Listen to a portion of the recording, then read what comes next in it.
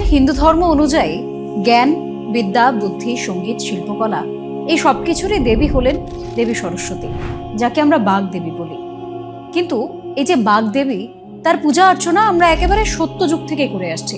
সত্য, ত্রেতা, দাপর, কলি, চারটি যুগেই তার একেবারে ধারাবাহিকভাবে পুজো চলেছে।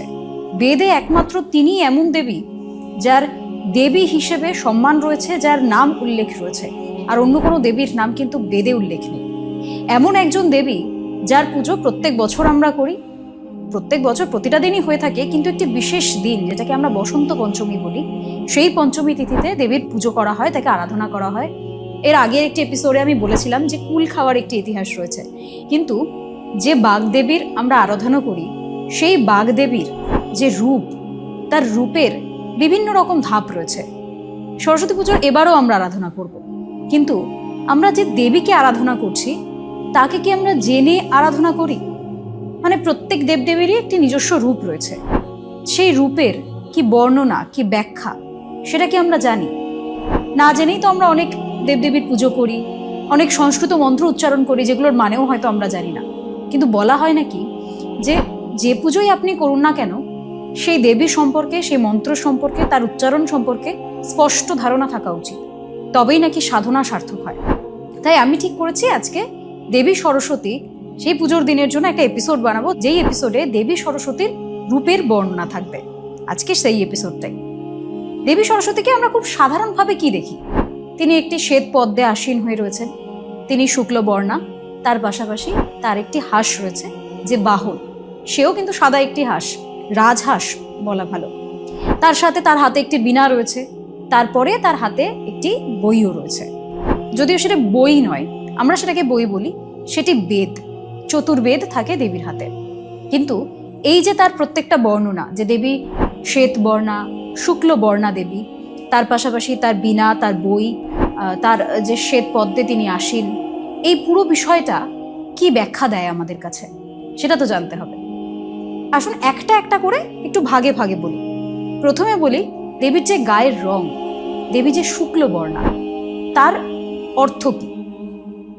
আমাদের তিনজন দেবতার নাম আমরা জানি, ব্রহ্মা, বিষ্ণু, মহেশ্বর, যারা সৃষ্টিকে একজন সৃষ্টি করেছেন, একজন সেই সৃষ্টিকে পরিচালন করছেন, আরেকজন যে সেই সৃষ্টির ধ্বংসের পর তাকে আবার পুনরায় সৃষ্টি হতে সাহায্য করবেন। তাদের মধ্যে পরম ব্রহ্ম তিনজনই, কিন্তু পরম ব্রহ্ম বলতে সাধারণভাবে খুব যাকে বোঝায় যে ঈশ্বরের সৃষ্টিকারী শক্তি, তিনি কে? এই তিনজনের মধ্যে সৃষ্টিকারী শক্তি হলেন দেব ব্রহ্মা।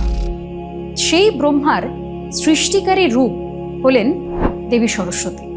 ব্রহ্মার মুখগহ্বর থেকে তিনি বেরিয়েছিলেন, আর তারপর তিনি একটি এত সুন্দর রমণী দেব ব্রহ্মা সৃষ্টি করেছিলেন যে তিনি কামনা করে ফেলেন তার মেয়েকেই।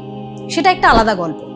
কিন্তু দেবী এত সুন্দরী দেখতে ছিলেন, তার গায়ের রং এতই সুন্দর সাদা বর্ণের ছিল যে তাকে শুক্লা বর্ণা বলা হতো। সেই শুক্লা বর্ণা বলারও পিছনে একটি কারণ রয়েছে। তার যে গায়ের রং, যে সাদা ভাব, সেটা তার চরিত্রের যে নিষ্কলুষতা, মানে যাকে বলা হয় একেবারে নিষ্কলুষ একটি মেয়ে, তার চরিত্রের পবিত্রতাকে পরিস্ফুট করে। অর্থাৎ দেবী সরস্বতী তার যে বর্ণ, সেই বর্ণের মাধ্যমে আমাদেরকে বোঝাতে চান যে প্রত্যেকজন বিদ্যার্থী থেকে শুরু করে তার সাধক অর্থাৎ সাধনা যারা করবেন, তারা শিল্পীরাও হতে পারেন, প্রত্যেকেই সাধারণ মানুষও, তাদের চরিত্র নিষ্কলুষ হওয়া প্রয়োজন রয়েছে, নয়তো কোনো সাধনাই সার্থক হবে না। তার পাশাপাশি এবার আসি তার যে বাহন, রাজহাঁস, যার বর্ণও কিন্তু একেবারে সাদা, আমরা সেটা দেখেছি। এই যে সাদা বর্ণের রাজহাঁস দেবীর বাহন, এরও একটি আলাদা অর্থ রয়েছে। আমরা মনে করি যখন আমাদের দুর্গাপুজো হয়, তখন প্রত্যেক দেবদেবীর সাথে কিন্তু একজন করে বাহন থাকে, আর সেই প্রত্যেকটি বাহনই কিন্তু আমাদের জঙ্গলের যে প্রাণ, সেই প্রাণ থেকে উঠে আসা, কখনো সিংহ, কখনো ময়ূর, কখনো দেবী সরস্বতীর রাজহাঁস। এরকম বহু প্রাণীরা রয়েছেন যারা বাহন হিসেবে দেবদেবীর, তারা আমাদের সামনে এসেছে। তার একটা অর্থ হলো মানব জীবনের সঙ্গে যে বন্য প্রাণ, যে বন্য জীবন, তাদেরকে একাত্ম করে রাখা। অর্থাৎ আপনি যদি একজন সৎ মানুষ হন, দেবী সরস্বতীর আরাধনা করে থাকেন, তাহলে এই যে বন্য প্রাণ যারা রয়েছে, যারা জীবজন্তু রয়েছে, তাদের প্রতিও আপনার ততটাই আত্মার টান থাকবে যতটা আপনার সাধনার প্রতি।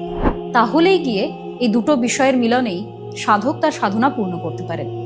এর পাশাপাশি হাঁসের আমরা একটা বিষয় খুব ছোটবেলা থেকেই সবাই জানি, যে হাঁস জল আর দুধ যদি মিশে থাকে তার মধ্যে থেকে দুধটাকে খেয়ে নেয়, জলটাকে ফেলে রাখে।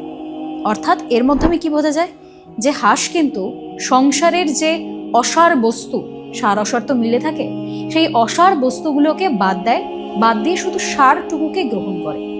অর্থাৎ এখান থেকে দেবীর যে বাহন, সেও আমাদের শিক্ষা দেয় যে সংসারে আপনার সামনে ভুল ঠিক সবটাই রয়েছে, সার অসার সবটাই রয়েছে, আপনি কোনটা গ্রহণ করবেন সেটা আপনার বিষয়।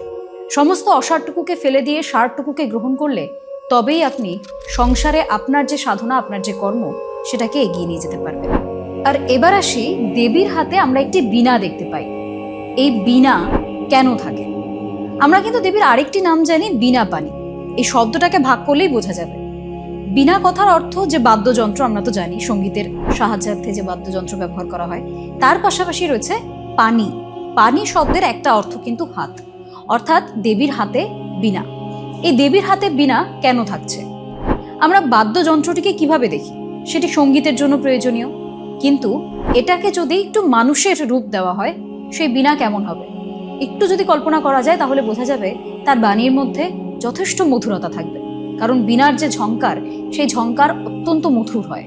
আর মনে করা হয় যারা সঙ্গীত শিল্পী হন, যাদের কাজের জন্য প্রত্যেক দিন বীণার সাহায্য নিতে হয়, সেই বীণার সাধক যারা হন, তারা তার সাধনা তখনই সম্পূর্ণ হয় যখন তাদের বীণার ঝংকার অনেকটা বেশি মধুর হয়। উল্টো দিকে যারা বসে সেই সঙ্গীতটি শুনছেন বা বাদ্যযন্ত্রটির শব্দ শুনছেন, তাদের কানে সেটা অনেকটা মধুরতার সঙ্গে ঢোকে। তাহলেই এই বীণার সার্থকতা রয়েছে। আপনার কথার মধুরতা, আপনার বাক্যের মধুরতা, আপনার ব্যবহারের মধুরতা, তার পাশাপাশি আপনার যে সাধনা, এই দুটো এক হলে তাহলেই আপনার সাধনা একে একে পূর্ণ হয়। তাহলে বুঝতেই পারছেন, আপনার প্রত্যেকটা সাধনা, সেটা যে কর্মই হোক না কেন, দেবী সরস্বতী প্রত্যেকটা কিছুতেই বিরাজ করছেন। তার এই প্রত্যেকটি বিষয়বস্তুর মধ্যে থাকা আর তার যে রূপ, সে সমস্তটা একেবারে একাত্ম হয়ে যায়। এর পাশাপাশি আসছি আমি, দেবী সরস্বতীর যে বই, হাতে একটি বই থাকে আমরা দেখেছি, কিন্তু সেই বইটি আমি শুরুতেই বললাম ওটি বই নয়, ওটি একটি চতুর্বেদ। অর্থাৎ যে 4টি বেদ আমরা জানি, ঋক, সাম, যজু এবং অথর্ব, এই 4টি বেদই হলো দেবীর হাতে থাকছে।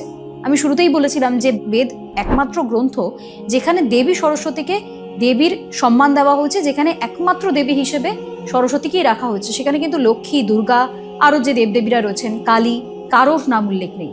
একমাত্র নাম উল্লেখ রয়েছে দেবী সরস্বতীর, অর্থাৎ তিনি বেদেরও অধিষ্ঠাত্রী দেবী। এই বই থাকার অর্থ হচ্ছে আপনার যে জ্ঞান, যে সম্ভার, যে ভাণ্ডার, সেটিকে আপনি নিজের হাতে রাখতে পারছেন, সেই সমস্তটাকে নিজের সাথে নিয়ে চলতে পারছেন। দেবীর প্রত্যেকটা কিছু আমি আজকে যা যা বললাম, 4টি বিষয় তুলে ধরেছি। সেই 4টি বিষয়ই আপনার সাধনার ক্ষেত্রে, আপনার যে কোনো কাজের ক্ষেত্রে অত্যন্ত গুরুত্বপূর্ণ।